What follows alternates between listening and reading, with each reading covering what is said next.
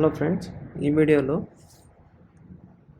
ఒక customer more than 2 orders ఎవరు place చేసినారు ఇన్ ద లాస్ట్ మంత్ వాళ్ళ డీటెయిల్స్ ఫెచ్ చేయడానికి ఎస్క్యూఎల్ క్వైరీ మనం రాయబోతున్నాం. మనకి ఇక్కడైతే కస్టమర్స్ ఆర్డర్స్ అనే 2 టేబుల్స్ ఉన్నాయి. సో కస్టమర్ టేబుల్లో కస్టమర్ ఐడి, కస్టమర్ నేమ్ ఉంది. ఆర్డర్స్ టేబుల్లో order ID, customer ID, order date, order total అనే 4 కాలమ్స్ ఉన్నాయి. సో ఈ 2 టేబుల్స్ని ఎలా రిలేట్ అయినాయంటే బేస్డ్ ఆన్ కస్టమర్ ఐడి మీద రిలేట్ అయి ఉన్నాయి. ఓకే, సో మనకైతే ఫస్ట్ ఏం కావాలి, ఫస్ట్ లాస్ట్ మంత్ మాత్రమే ప్లేస్ చేసిన ఆర్డర్స్ మాత్రమే మనం ఫస్ట్ ఫిల్టర్ చేద్దాం.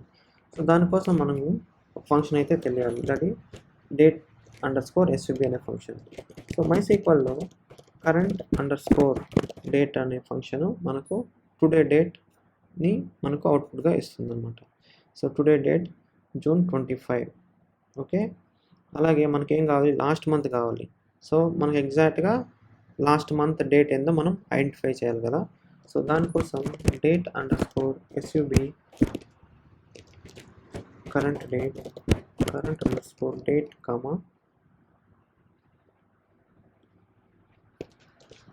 ఇంటర్వెల్ 1 అని ఇద్దాం. సో 1 మంత్ బ్యాక్ వెళ్ళాలి కాబట్టి ఓకే. ఇప్పుడు దీన్ని రన్ చేసి చూస్తే మనకి ఎగ్జాక్ట్గా కరెంట్ డే ప్రీవియస్ మంత్ వస్తుంది. కరెంట్ డే వచ్చి 25, ప్రీవియస్ మంత్ 5 వచ్చింది. మనకేం కావాలి, order date greater than or equal to this date. Okay, దానికోసం మనం ఏం చేయొచ్చు, from orders table where condition add చేయొచ్చు. Select star from orders where order_date greater than or equal to. So ఇప్పుడు ఈ క్వైరీ మనం రన్ చేసి చూద్దాం. ఓకే, దీన్ని రన్ చేస్తే మనకు ఓన్లీ ఆర్డర్స్ గ్రేటర్ దాన్ 525 ఉన్న లిస్ట్ మాత్రమే మనకు వచ్చింది. సో మనకు లాస్ట్ మంత్ ఏమేమి ఆర్డర్స్ ప్లేస్ చేశారో అవి మనకు వచ్చాయి. నెక్స్ట్ మనం ఏం చేస్తామంటే మనము గ్రూప్ బై చేసి కౌంట్ ఆఫ్ కస్టమర్స్ మనం కనుక్కోవాలి. సో ఈచ్ కస్టమర్ ఈ లిస్ట్ నుంచి ఎన్ని ఆర్డర్స్ ప్లేస్ చేసుకోవాలో తెలుసుకోవాలి. సో దానికోసం మనం ఏం చేయాలి, customer_id, count of order ID. So each customer, ఇక్కడ మనం ఏం చేస్తున్నాం, డేటాని అగ్రిగేట్ చేస్తున్నాం. So when ever you aggregate data మనం గ్రూప్ బై అనే క్లాస్ యూజ్ చేస్తాం.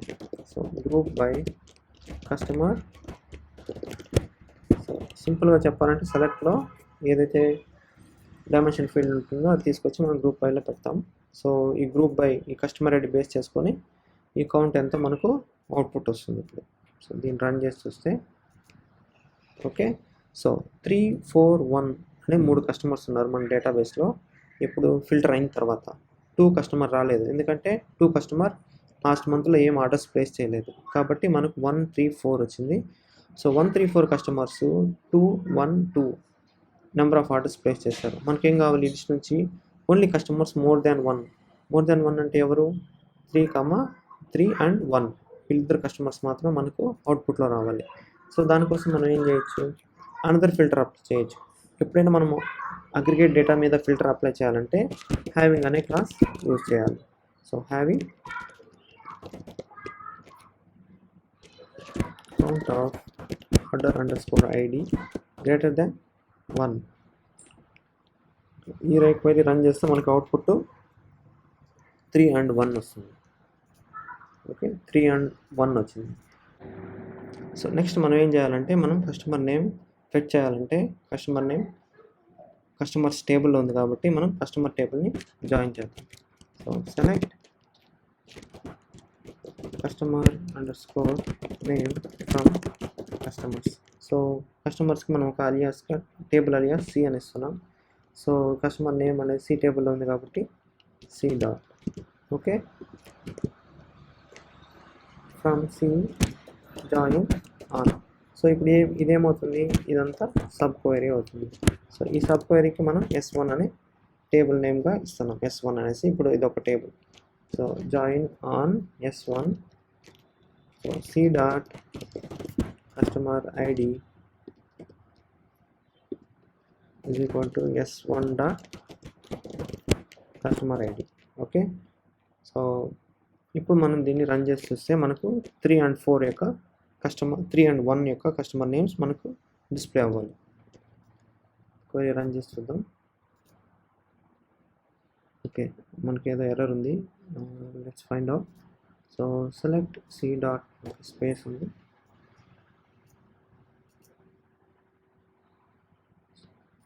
C dot customer name from customers c join on condition ఇక్కడ కాదు పెట్టాల్సింది. So join the second table S1 on c dot customer ID S1 dot customer ID. Okay, so ఇప్పుడు run చేస్తే మనకు 3 and 1 యొక్క customer IDs యొక్క వాళ్ళ customer name Alice Johnson and John Boy. ఈ వీడియో నచ్చినట్టయితే మరిన్ని వీడియోస్ కోసం మా ఛానల్ తప్పకుండా సబ్స్క్రైబ్ చేయండి.